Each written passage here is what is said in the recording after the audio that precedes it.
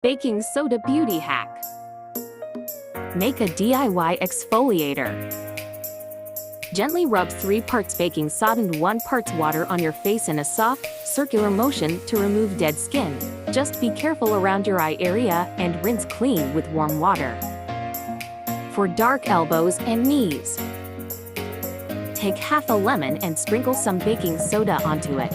Gently scrub your elbows and knees with this and allow the product to sit on your skin for 10–15 minutes. Rinse off with warm water and repeat once daily. Use baking soda as a spot treatment. Make a thick paste by adding a drop of water to a teaspoon of baking soda. Apply the thick paste to your blemish and allow it to dry. Rinse, pat dry, and moisturize the area to prevent over-drying.